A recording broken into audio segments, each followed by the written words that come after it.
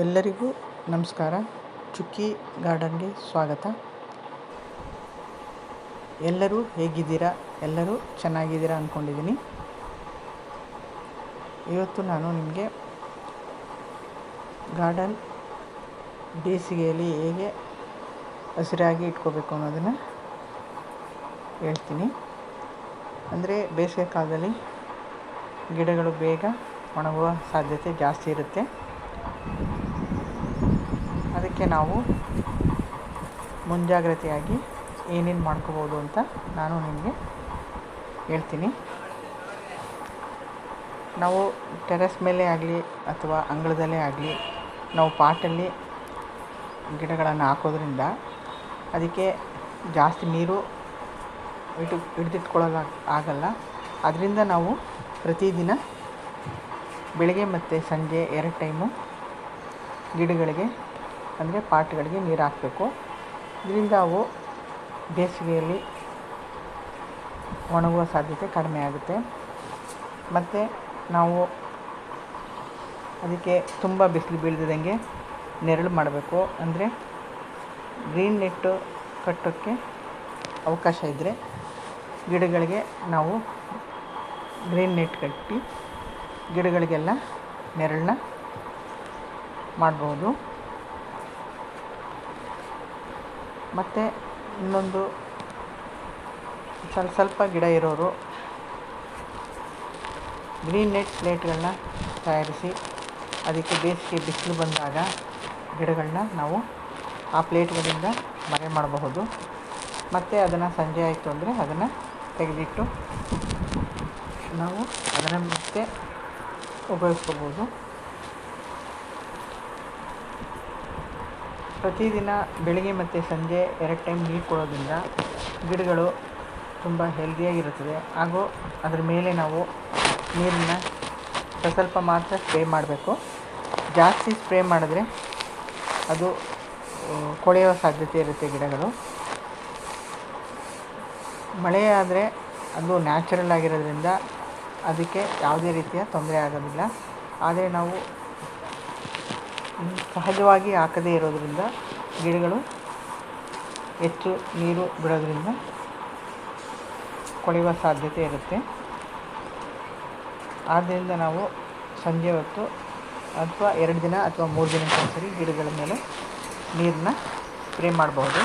ಇದರಿಂದ ಗಿಡನೂ ಸಹ ಅದರ ಮೇಲೆ ಕೂತಿರೋಂಥ ಧೂಳು ಸಹ ಕಡಿಮೆ ಆಗುತ್ತೆ. ಮತ್ತು ಗಿಡಗಳು ಹೆಲ್ತಿಯಾಗಿ ಬೆಳೆಯೋಕ್ಕೆ ಅವಕಾಶ ಆಗುತ್ತೆ. ಈ ಗಿಡ ಬೀಜ ಹಾಕಿದ್ದು ಅದಾಗೆ ಉಟ್ಕೊಂಡಿದೆ. ಅದನ್ನು ನಾನು ಮತ್ತೆ ಬೇರೆ ಪಾಟ್ಗೆ ಹಾಕಿ ಅದನ್ನು ನಾನು ಬೆಳೆಸ್ತಾ ಇದ್ದೀನಿ. ಅದು ನೇರಳೆ ಗಿಡ. ನೋಡೋಣ ಎಷ್ಟು ಮಟ್ಟಿಗೆ ಅದು ಬೆಳೆದು ಹಣ್ಣು ಕೊಡುತ್ತೆ ಅಂತ ಕಾಯಬೇಕು. ಈಗ ಸಂಜೆ ಮೇಲೆ ನಾನು ನೀರು ಹಾಕಿದ್ದೆ. ಇದೆಲ್ಲ ಬೀನ್ಸ್ ಗಿಡ ಹಾಕಿದ್ದೆಲ್ಲ ಬೀಡು ಮುಗಿದಾದ್ಮೇಲೆ ಎಲ್ಲನೂ ತೆಗೆದಿಟ್ಟಿದ್ದೀನಿ. ಒಂದು ವಾರ ಬಿಟ್ಟು ಮತ್ತೆ ಬೀನ್ಸ್ ಬೀಜನ ನಾಟಿ ಮಾಡ್ತೀನಿ.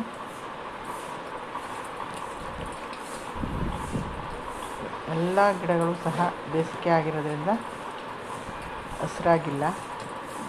ಎಲ್ಲ ಸ್ವಲ್ಪ ಬ್ರೌನಿಶ್ ಥರ ಇದೆ.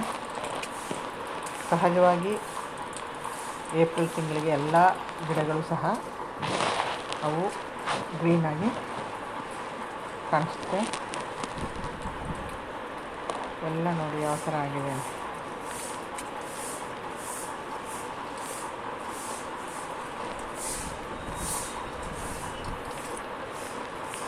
ಸೀಬೆ ಗಿಡ ಮಾತ್ರ ಗ್ರೀನಾಗಿ ಕಾಣಿಸ್ತಾ ಇದೆ.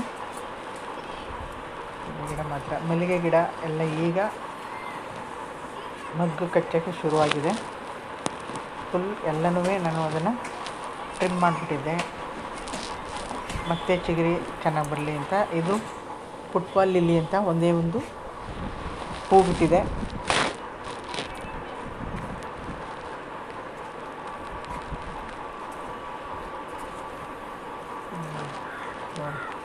ಎಲ್ಲ ಮಲ್ಲಿಗೆ ಗಿಡ, ಇವೆಲ್ಲ ಮಲ್ಲಿಗೆ ಗಿಡ.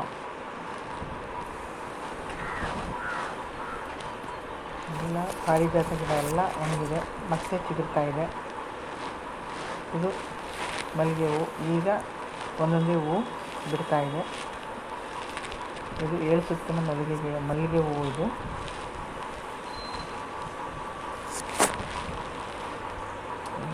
ಗಣಗಲೆ ಮಾತ್ರ ಬೇಸಿಗೆಯಲ್ಲಿ ಚಳಿ ಇರಲಿ ಅದು ಪಾಡಿಗೆ ಅದು ತನ್ನ ಕೆಲಸನ ಮಾಡ್ತಾ ಪ್ರತಿದಿನ ಹೂವನ್ನ ಕೊಡ್ತಾನೇ ಇರುತ್ತೆ.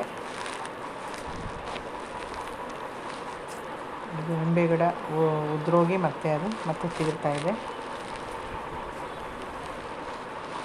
ಇಲ್ಲಿ ನಾನು ಕೋತಿಗಳು ಅವೆಲ್ಲ ಬರದೇ ಇರಲಿ ಅಂತ ಫುಲ್ ಟೆರೆಸ್ ಮೇಲೆ ಫುಲ್ ಮೆಸ್ ಹಾಕ್ಸಿದ್ದೀನಿ.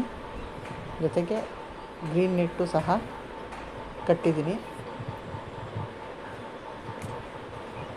ಸಂಜೆ ಆಯಿತು, ಸೂರ್ಯ ಮುಳುಗ್ತಾ ಇರೋ ಟೈಮಲ್ಲಿ ನಾನು ಈ ವಿಡಿಯೋ ಮಾಡಿದ್ದು, ಅದಕ್ಕೆ ಈ ಥರ ಕಾಣಿಸ್ತಾ ಇದೆ. ಅರ್ಧ ಮಾತ್ರ ನಾನು ನೆಟ್ ಹಾಕಿದ್ದೀನಿ, ಇನ್ನು ಅರ್ಧಕ್ಕೆ ನೆಟ್ ಹಾಕಿಲ್ಲ. ಕೆಲವು ಗಿಡಗಳಿಗೆ ಬಿಸಿಲು ಜಾಸ್ತಿ ಬೇಕು. ಮಲ್ಲಿಗೆ ಗಿಡ, ಗಣಗಲೆ ಮತ್ತು ದಾಸವಾಳ ಅದಕ್ಕೆಲ್ಲ ಬಿಸಿಲು ಬೇಕಾಗಿರೋದ್ರಿಂದ ಅದನ್ನು ಆ ಕಡೆ ಇಟ್ಕೊಂಡು ಹೆಚ್ಚಿಗೆ ಬಿಸಿಲು ಬೇಕಾಗಿಲ್ದಿರೋ ಕಡೆ ಎಲ್ಲ ನಾನು ಗ್ರೀನ್ ನೆಟ್ನ ಕಟ್ಕೊಂಡಿದ್ದೀನಿ. ಇದರಿಂದ ಗಿಡಗಳು ತುಂಬ ಸೇವ್ ಆಗೋಕ್ಕೆ ಅನುಕೂಲ ಆಗುತ್ತೆ. ಈ ಒಂದು ವಿಡಿಯೋ ನಿಮಗೆ ಇಷ್ಟ ಆಗಿದ್ದಲ್ಲಿ ಲೈಕ್ ಮಾಡಿ, ಶೇರ್ ಮಾಡಿ, ನಿಮ್ಮ ಅಭಿಪ್ರಾಯನ ಕಮೆಂಟ್ ಮೂಲಕ ತಿಳಿಸಿ. ಮರೆಯದೆ ನನ್ನ ಚಾನಲ್ನ ಸಬ್ಸ್ಕ್ರೈಬ್ ಮಾಡ್ಕೊಳ್ಳಿ. ಹಾಗೂ ಮುಂದೆ ಇನ್ನೂ ಒಳ್ಳೊಳ್ಳೆ ವೀಡಿಯೋಗಳನ್ನ ಹಾಕೋಕ್ಕೆ ಪ್ರಯತ್ನ ಪಡ್ತೀನಿ. ಯಾಕೆಂದರೆ ನಾನು ಗಾರ್ಡನ್ ಮಾಡಿ ಸುಮಾರು 5 ವರ್ಷದ ಮೇಲಾಗಿದೆ. ಆಗಲೇ ಎಲ್ಲ ಗಿಡಗಳಿಗೂ ನಾನು ಗಿಡಗಳಿಗೆ ಹಾಕುವಂಥ ಮಣ್ಣಾಗಲಿ ಅಥವಾ ಗೊಬ್ಬರ ಆಗಲಿ ಎಲ್ಲನೂ ನಾನು ಯಾವುದೇ ವಿಡಿಯೋ ಮಾಡ್ಕೊಂಡಿಲ್ಲ. ಯಾಕೆಂದರೆ ಆಗ ನಾನು ಯೂಟ್ಯೂಬ್ ಚಾನಲ್ ಓಪನ್ ಮಾಡಿರಲಿಲ್ಲ. ಈಗ ಮತ್ತೆ ನಾನು ಏನೇನು ಗಾರ್ಡನಲ್ಲಿ ಕೆಲಸ ಮಾಡ್ತದನ್ನು ನಿಮ್ಮ ಜೊತೆ ಶೇರ್ ಮಾಡ್ತೀನಿ. ವಿಡಿಯೋ ನೋಡಿದ್ದಕ್ಕೆ ಧನ್ಯವಾದಗಳು.